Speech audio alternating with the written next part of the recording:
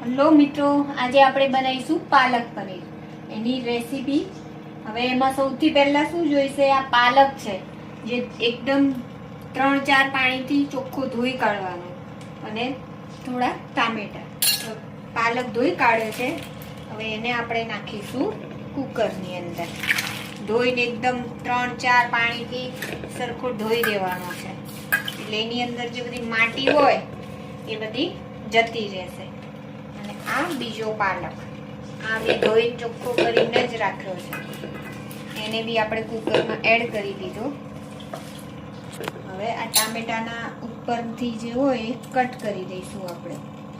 એને બી આ રીતે કટ કરી ટામેટાને બી અંદર નાખી દઈશું આપણે. આગળનું આ કટ કરી દેવાનું.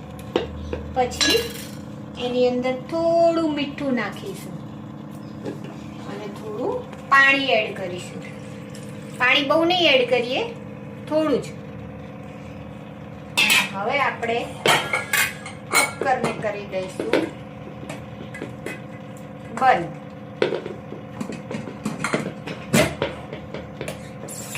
હવે કુકર કરી દીધું બંધ. હવે કરીશું ગેસ ચાલુ. ગેસ ચાલુ કરી અને મૂકી દીધું.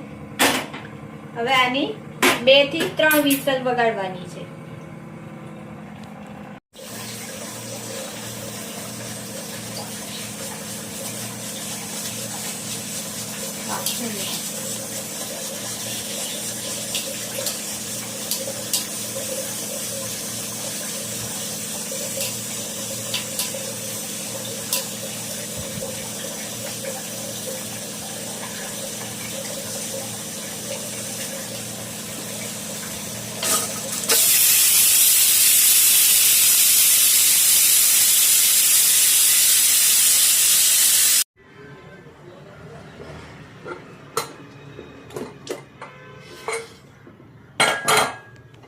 જો હવે આ બધું ચડી ગયો છે, પાલક અને ટામેટા. હવે આપણે ટામેટાની આ જે છાલ છે એ નીકાળી દઈશું.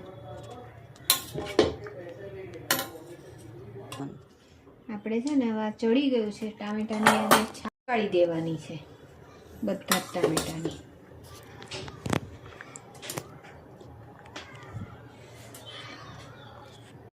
આ થોડું ઠંડુ થાય ત્યાં સુધી આપણે આ પનીરના પીસ કરી લઈએ.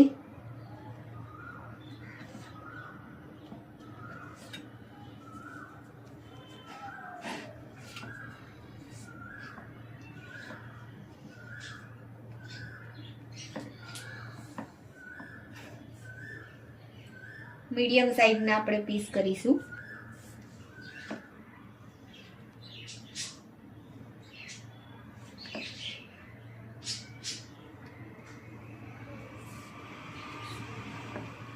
આ એકદમ ફ્રેશ પનીર લીધું છે આપણે, માર્કેટમાંથી લાવ્યા છીએ. તમે ઘરે પણ બનાવી શકો છો. હવે આ થઈ ગયા છે પીસ તૈયાર. હવે આપણે આની ગ્રેવી કરી લઈએ. ઠંડુ થઈ ચૂક્યું છે. ચલો હવે ગ્રેવી છે ને અહીંયા. હવે આપણે આનાથી ગ્રેવી બનાવી દઈએ. હવે આ આપણે ગ્રેવી તૈયાર થઈ ગઈ છે. હવે આપણે ગેસ ચાલુ કરીશું. એની અંદર લઈશું થોડું તેલ.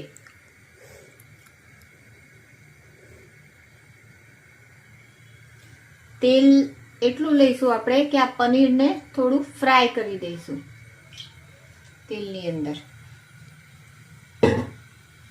તેલ થોડું ગરમ થવા દઈએ.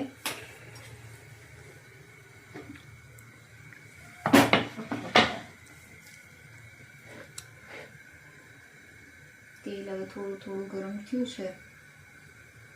એની અંદર આપણે પનીરના પીસ કરેલા છે એને ફ્રાય કરવા મૂકી દઈશું.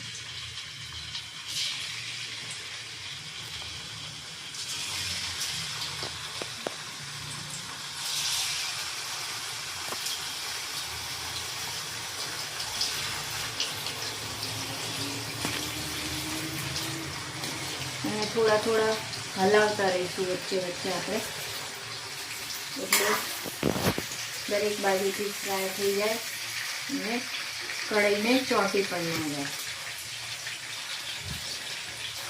પાલક પનીર હેલ્થ માટે બહુ જ સારું છે.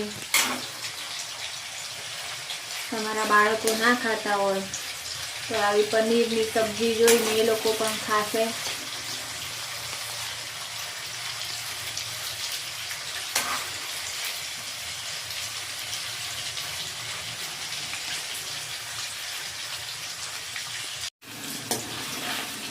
હવે જો મિત્રો એકદમ સોફ્ટ થઈ ગયું છે, થોડું સોનેરી કલર આવી ગયો છે એને. એટલે હવે આપણે એને કાઢી લઈશું અને ઠંડા પાણીમાં મૂકી દઈશું પનીરને. ગેસને કરી દઈશું બંધ.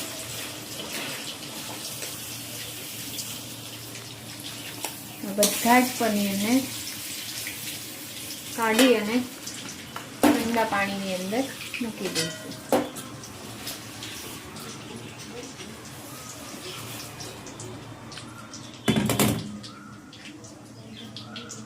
હવે આને સાઈડમાં મૂકી દઈશું અને શાકનો વઘાર કરીશું. ગેસ ચાલુ કરી દઈએ. જેમાં મેં પનીર તળ્યું હતું એની જ અંદર હું શાક વઘારી દઉં.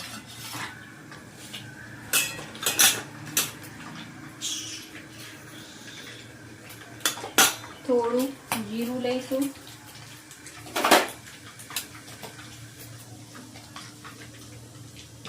થોડી હલ્દી,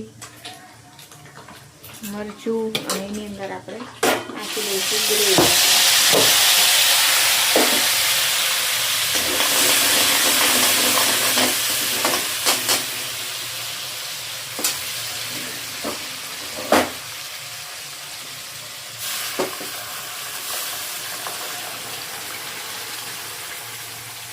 તમે જોઈ શકો છો વઘાર.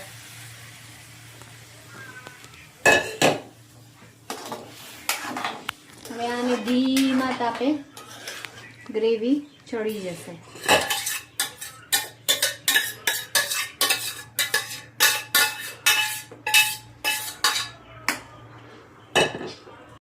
હવે અંદર આપણે મીઠું પહેલા થોડું નાખેલું છે, એટલે હવે આપણે સ્વાદ અનુસાર થોડું મીઠું નાખીશું.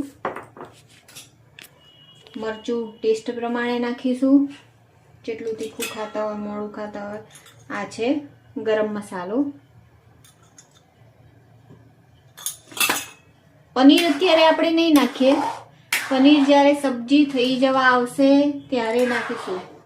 એટલે હવે અત્યારે થોડી વાર ગ્રેવી 5 થી 10 મિનિટ સુધી ગ્રેવીને પકવા દો. પનીર આપણે પાણીમાંથી નીકાળી દીધું છે. હવે ગ્રેવીને 5-10 મિનિટ થઈ ગઈ છે ચડે. એટલે હવે આ પનીર જે છે આપણે નીકાળ્યું છે જે પાણીની અંદરથી, એ હવે આપણે ગ્રેવીમાં નાખી દઈશું. પાણી નહીં નાખવાનું, પાણી નીકાળીને ડીશમાં કાઢ્યું છે.